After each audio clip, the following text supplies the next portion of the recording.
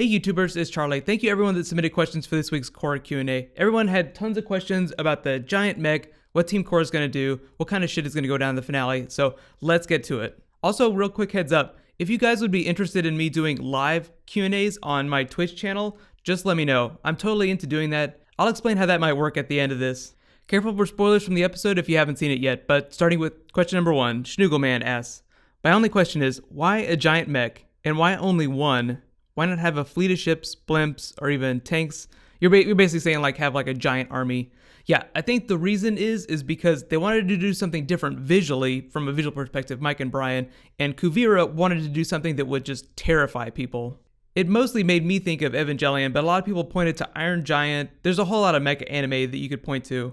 Mike and Brian like to reference a lot of their favorite anime, like Fooly Cooly, so if there's a big anime series out there that you really enjoy, I'm sure that there's something in Legend of Korra that is a reference to that. Usually it's really minor things though. But the other thing about the giant mech is that you could point to the drill at Ba Sing Se, just a giant super weapon. So I think it's less about the giant itself and more about the idea of the super weapon. There's a lot of the more technical people I've seen commenting on how the recoil from the laser would rip the arm off the giant. I try not to overanalyze that too much. Then there's the issue of the reload time. There's a lot of big questions that haven't been answered about it that I think that they'll address in episode 12 when Team Korra tries to take it on. So short answer, giant mech because they wanted you to crap your pants, and they've already done sequences like that, so it wouldn't be as surprising. And you wouldn't be able to do that awesome Godzilla reveal. So see, they just want to go out on a cool ending. Damn the logic. Question number 2, Thui asks, isn't Korra a spirit bender? Can't she bend the spirit weapon thing or something? So it's possible that she could absorb the energy from that blast. As far as we know, she could only redirect it or dodge it. Whenever she was fighting Unavatu, she was acting more like a tank, just soaking the damage. We haven't seen her do a Yoda thing where she absorbs the energy and dissipates it. What I'm really hoping is the solution to the laser is going to be something much more personal, like they'll use Baatar Jr. to sabotage it. He helped build it, so he should know how to take it down. That just feels much more personal to me, him turning against the person that he loves. And I do think he still loves Kuvira, even though she totally just tried to take him out. There were a whole lot of questions about what's going on inside Kuvira's head, so I do have some theories. Question number 3, Kristen asks, what do you think is going to become of Baatar Jr. and Kuvira's relationship when everything's said and done? So I actually feel something really tragic coming on. I don't think that Kuvira is going to die. I don't think Korra's going to kill her. If she does die, it's not going to be because Korra crushes her skull or anything. It seems like they both love each other, and he's just going to love her behind bars. I think the real question is what needs to happen before the characters can forgive each other for what's happened. Kuvira seems pretty irredeemable at this point, so either she goes to jail or she dies. Either way, I don't think that Baatar Jr. is going to stop loving her. If you remember, he suggested that they go home so that they could be together. I think he's going to try and find a way to sell her on running away so that they can be together, off by themselves, wandering around. There have been a lot of big characters like Ozai, for instance. He just became a nomad and walked around for the rest of his life. Kuvira could do the same thing with Baatar Jr. At this point, he does not care about Republic City or the Earth Empire or anything. He just cares about Kuvira. Kuvira is the one that's got her head messed up. That's one of the only big complaints that I have about this season so far is because it's so condensed, we don't have time to get the side episodes that explain why Kuvira is so hardcore. Question number 4, Team BZ asks, how long do you think that Kuvira has been building that giant mech suit? They couldn't have built it before they discovered the Spirit Vine weapon. Yeah, actually I do. I think they started building it the minute they took Zaofu. I don't think the mech was built because of the Spirit Vine weapon. I think that the mech was built to be a mech, and that they just attached the Spirit Vine weapon to it after the fact. Question number 5, Purple Conscience asks, do you think that we'll see Zuko again in the battle? Maybe even Izumi? Yeah, a lot of people asking about the Fire Nation. WTF is the Fire Nation. Yes, I do think that they'll show up at the end, but I don't think they're going to get involved in the conflict. I think the conflict is pretty much over. There will still be a battle, like they still have to take down the mech, and they have to deal with Kuvira's army, but it's not going to be the big war that it was going to be before President Raiko surrendered. Don't worry, they're not going to pull the rug right out from under us and do an actionless finale. There's still going to be a lot of fighting. But if you're asking about Zuko fighting like he fought in Book 3, no, I don't think that that's going to happen. I just think he'll show up at the end. Like we'll get that final moment where all the world leaders meet in Republic City. Question number 6, David Asu asks, what do you think about Prince Wu? He's been doing oddly good lately.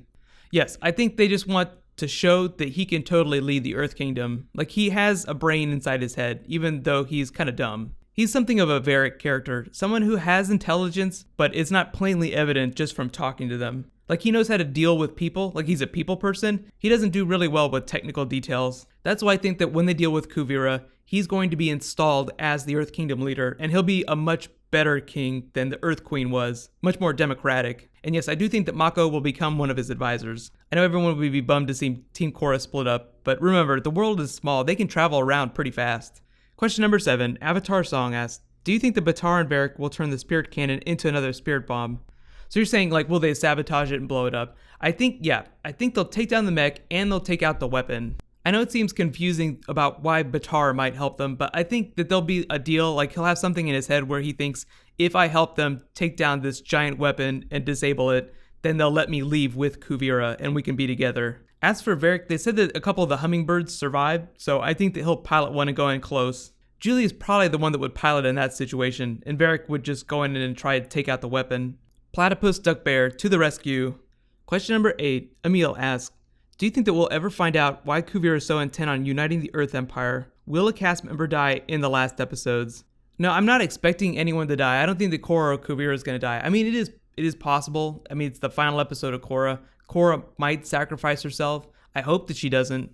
And I think I said it a couple times, but I don't think they're going to completely explain why Kuvira is so crazy about uniting the Earth Empire.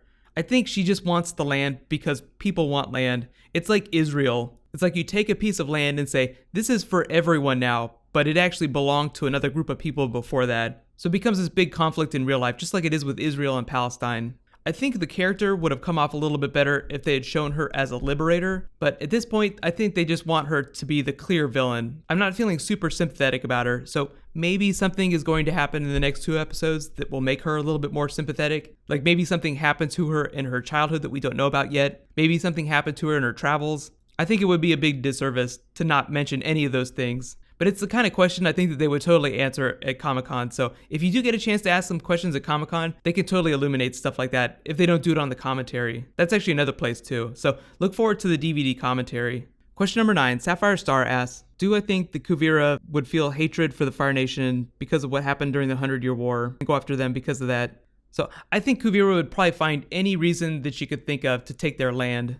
Regardless of where her headspace was, like what she was thinking, her logic before, I think now she's just going to invent whatever reason she needs to accomplish her goal, to rationalize it in her head. Like killing Baatar. I think she saw that Korra was going to use him against her, so she wanted to take that advantage away. It's not quite as clear as it was with Zahir. It's not institutionalized evil. Zahir was a fanatic about his ideas. I mean, he still is. He's creepy in that way. He's so calm. He doesn't seem crazy at all. He's just a little intense. We haven't really seen Kuvira's motivation, so that's a bit of a weakness of the series in general. But yeah, I think she would just invent whatever reason she needed to go after the other nations. Question number 10, Ariane asks, do you think that Kuvira is going to go all mental like Azula in the end?